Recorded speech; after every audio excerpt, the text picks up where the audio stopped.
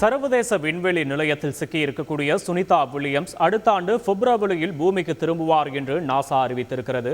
Space எக்ஸின் dragon விண்கலம் September 24 விண்ணில் செலுத்தப்படும் என்றும் அடுத்த ஆண்டு பிப்ரவரியில் டிராகன் விண்கலம் பூமிக்கு திரும்பும் போது சுனிதா மற்றும் வில்மோர் இருவரும் அழைத்து வரப்படுவார்கள் என்றும் நாசா மற்றும் போயிங் நிறுவன அதிகாரிகள் அறிவித்திருக்கின்றனர்.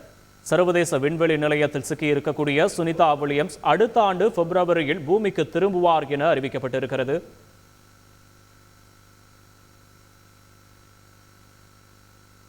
இது தொடர்பான விவரங்களை சிறப்பு செய்தியாளர் ரஞ்சித் வழங்க கேட்போம். ரஞ்சித் வணக்கம்.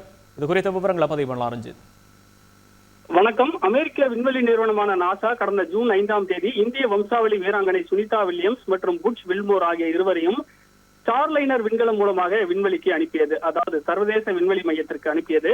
புறப்படும் போதே ஹீலியம் வாயு கசிவு, த்ரஸ்டர்கள் ஃபெயிலியர் ஆனது அப்படின்னு நிறைய கோளாறுகள் ஏற்பட்டது. ஆனாலும் கூட அதையெல்லாம் சமாளிச்சு தானியங்கி முறையிலிருந்து அந்த விண்கலனை விடுவித்து மேன்வெல் முறையில இயக்கி சுமார் 26 மணி நேர பயணத்திற்கு பிறகு அவர்கள் ISS-ஐ பத்திரமாக சென்றடைந்தார்கள். சர்வதேச விண்வெளி மையத்துடன் இணைக்கப்பட்டிருக்கக்கூடிய ஸ்டார்லைனர் விண்கலத்துல ஹீலியம் வாயு கசிவு, உந்து விசை கலனில் ஏற்பட்ட இந்த கோளாறு எல்லாம் சரி செய்யக்கூடிய பணி தொடர்ந்து நடைபெற்று வந்தது. அதனால இந்த 2 பேரும் மீண்டும் பூமிக்கு திரும்புவதில் சிக்கல் நீடித்து வருகிறது. ஆரம்பத்துல 7 நாட்கள் மட்டும்தான் அந்த பயணம் திட்டமிடப்பட்டது. 7 நாட்களில் பூமிக்கு திரும்பி இருக்க வேண்டிய நிலையில இன்று வரை சுமார் 80 நாட்களை கடந்து விட்டது. இருவரும் எப்போது அழைத்து வரப்படுவார்கள் என்பது பற்றிய அறிவிப்பை நாசா வெளியிடாமல் இருந்தது. அதனால சர்வதேச அளவுல ஒரு பெரிய பதற்றம் ஏற்பட்டது. இதற்கு முன்னர் கடந்த காலங்கள்ல நாசா மற்றும் போயிங் நிறுவன அதிகாரிகள் கூட்டாக செய்தியாளர்களை சந்தித்த போது என்ன சொன்னாங்கன்னா, எப்படி ஸ்டார்லைனர், அதாவது போயிங் நிறுவனத்துடைய ஸ்டார்லைனர் விண்கலத்துல அவங்க போனாங்களோ அதே மாதிரியே ஸ்டார்லைனர் விண்கலத்தில் ஏற்பட்டிருக்கக்கூடிய இந்த தொழில்நுட்ப கோளாறுகள் எல்லாமே சரி செய்யப்பட்டு அவங்க ஸ்டார்லைனரிலேயே திரும்ப பூமிக்கு அழைத்து வரப்படுவார்கள் அப்படின்னு சொல்லி இருந்தாங்க. இருந்தாலும் ஸ்பேஸ் எக்ஸோட டிராகன் விண்கலத்தை அனுப்பியும் மீட்கக்கூடிய ஐடியா இருக்குது அப்படின்னு சொல்லி ஏற்கனவே சொல்லிட்டு இருந்தாங்க. இந்த நிலையில சற்று முன் அமெரிக்காவில் இருக்கக்கூடிய ஹூஸ்டனில் உள்ள ஜான்சன் விண்வெளி மையத்துல நாசா மற்றும் போயிங் நிறுவன அதிகாரிகள் இணைந்து கூட்டாக செய்தியாளர்களை சந்தித்தார்கள்.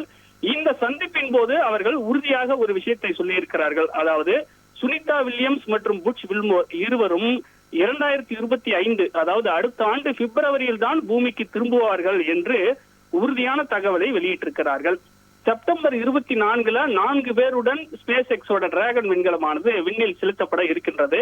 இந்த டிராகன் விண்கலம் அடுத்த ஆண்டு பிப்ரவரி 25 பூமிக்கு திரும்ப போகிறது. அந்த பூமிக்கு திரும்பும் பயணத்தின் போதுதான் சுனிதா வில்லியம்ஸ் மற்றும் வில்மோர் இருவரும் அழைத்து வரப்படுவார்கள் என்று நாசா மற்றும் போயிங் நிறுவன அதிகாரிகள் உறுதிபட தெரிவித்திருக்கிறார்கள். இதில் முக்கியமான ஒரு விஷயம் என்ன அப்படின்னு பார்க்கும்போது, இதுக்கு முன்னால போயிங் நிறுவனத்தினுடைய இந்த சோதனை விண்கலமான ஸ்டார்லைனர்ல தான் அவங்க பூமிக்கு திரும்புவாங்க அப்படின்ற மாதிரி நாசா சொல்லி இருந்தாங்க. ஆனா அதுல ஏற்பட்டிருக்கக்கூடிய கோளாறுகள் என்பது சரி செய்யப்படாமலேயே, அதாவது சரி செய்ய முடியாத ஒரு நிலையே தொடர்ந்து வந்ததுனால இருவருடைய பாதுகாப்பு கருதி இந்த ஒரு முடிவை நாசா எடுத்திருக்கிறாங்க அப்படின்னு நம்மளால புரிந்து கொள்ள முடிகிறது. இதுல மிக முக்கியமான ஒரு விஷயம் என்னன்னா, ஸ்டார்லைனர் விண்கலம் ஆட்கள் இல்லாமையே அது பூமிக்கு திரும்பும் அப்படின்னும் இந்த செய்தியாளர் சந்திப்புல அவங்க சொல்லி இருக்கிறாங்க.